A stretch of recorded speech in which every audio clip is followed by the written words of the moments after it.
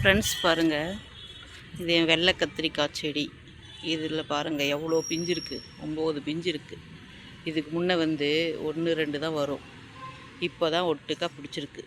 இப்போ 2 பிஞ்சு இருக்கு பாருங்கள், 2 குட்டி வெள்ளை கத்திரிக்காய். அது கூட இங்கே பாருங்கள் பர்பிள் கலர் இங்கே இருக்குது. இங்கே ஒரு வெள்ளை கத்திரிக்காய் பிஞ்சு இருக்குது. இது பாருங்கள், இந்த கத்திரிக்காய் பாருங்கள், எனக்கு சூப்பராக இருக்கா, எவ்வளோ பெருசு இருக்கு பாருங்கள். இதை இன்றைக்கி அறுவடை பண்ணிடலான் இருக்கேன். இதுக்கு மேலே விட்டால் இது முத்திடும்.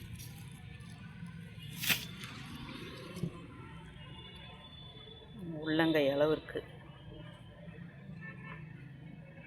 பார்த்தீங்களா, எவ்வளோ அழகாக இருக்குது.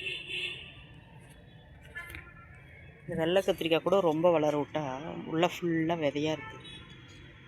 இது கூட போதும், இந்த ஸ்டேஜில் கட் பண்ணிட்டா தான் இது சமைக்கவே முடியும்.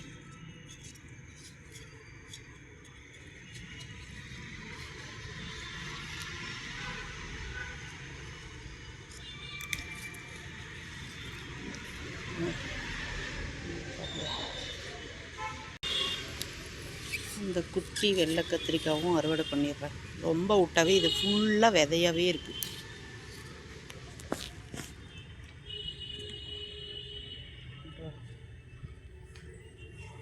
குண்டு மல்லி செடி அழகாக 1 இயர் ஆகுது வச்சு, அதான் அழகாக எல்லாம் தளைஞ்சி நல்லா முகெல்லாம் வருது.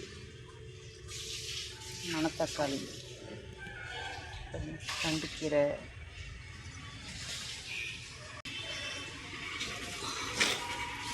பாருங்கள் ஜுனியா, நித்திய கல்யாணி பாருங்கள் அழகாக இருக்கா, வெள்ளை நித்திய கல்யாணி சூப்பராக இருக்கா.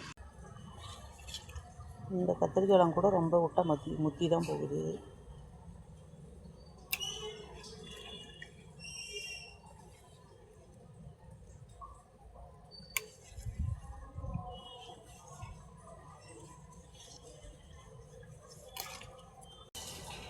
பாருங்கள், கத்திரிக்காய் ஃபுல்லாக அறுவடை பண்ணிட்டேன்.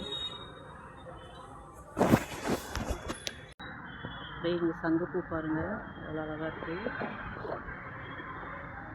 பாருங்கள்.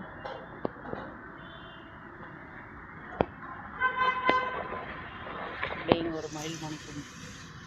இந்த சங்குப்பூ கொடி பாருங்கள் அவ்வளோ அழகாக பிடிச்சி மேலே ஏறிட்டுருக்கு.